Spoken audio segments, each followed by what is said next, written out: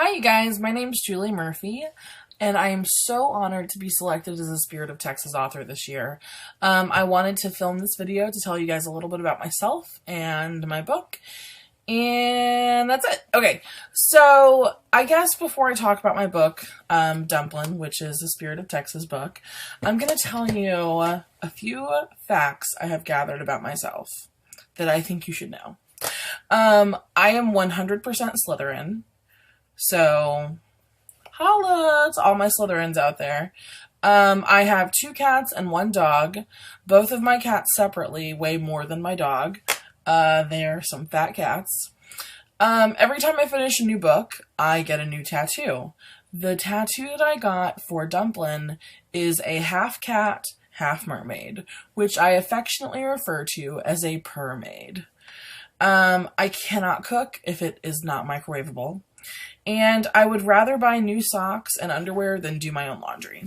So those are some important facts that you should just keep in mind about me as I tell you a little bit about myself in this book. So DUMPLIN is a book that came out in 2015. Oh, sorry, they're clear. And it's a book that I was really scared to write. Every author I've ever talked to has said that they have one book that's really close to them and one book that feels really intimate and kind of scary to write. And DUMPLIN was that book for me. So I always knew that I wanted to write a book like DUMPLIN. And when I had finished my first book, I was sort of brainstorming over what my next book would be. And I accidentally sort of kind of told my agent that I was thinking about writing a book like DUMPLIN, a book about a fat girl.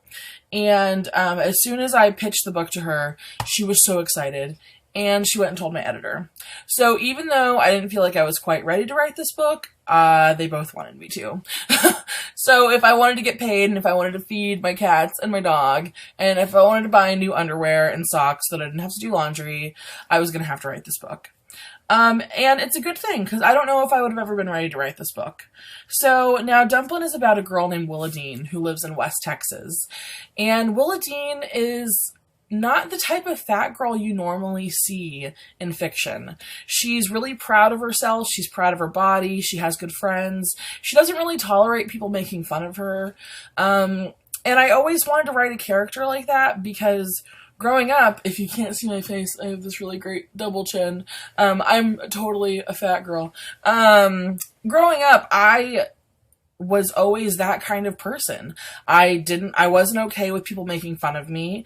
I felt like just because I was bigger and taller and louder than everyone else, that didn't mean that I didn't deserve good things, that I didn't deserve someone to love me, that I didn't deserve to have a good job, and to just be happy in general. And so every time I saw a fat person in a book, I was really offended by it, or in a movie, because we're always like these sad sacks, like we're always like the fat best friend, and we're always just like pining after these guys and these lives and these things that we can't have, and just crash dieting. And I didn't relate to those kind of people in like movies and books, and so I wanted to write DUMPLIN, a book about a girl who my teenage self could relate to.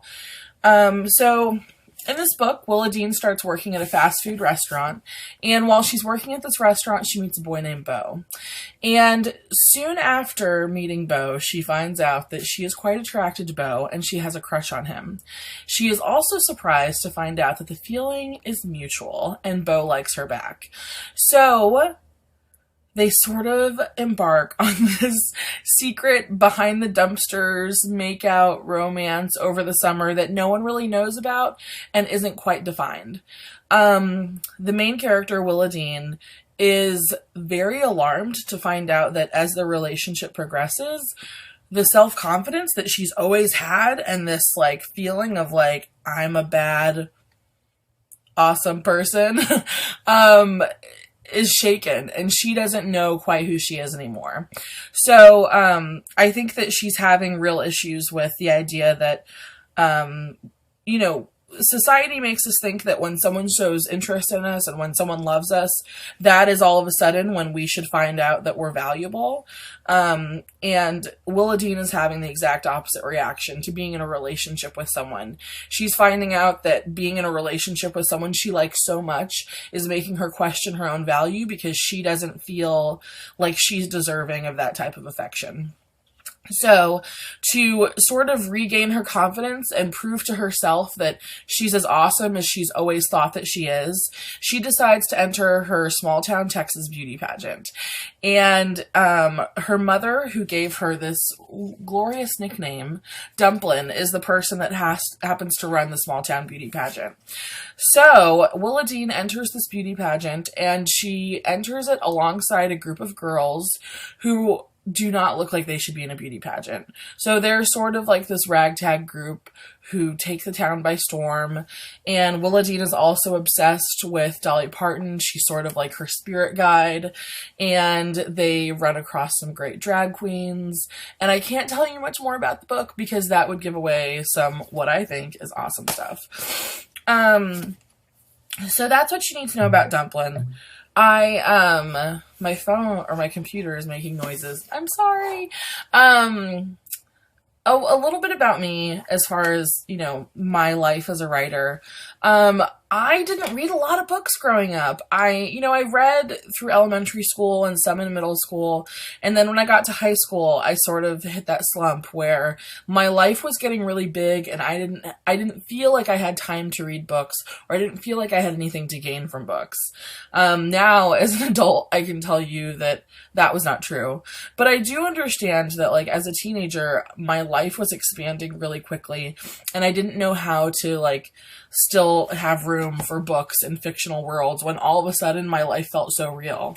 So I didn't read much in high school. And in fact, I barely graduated high school.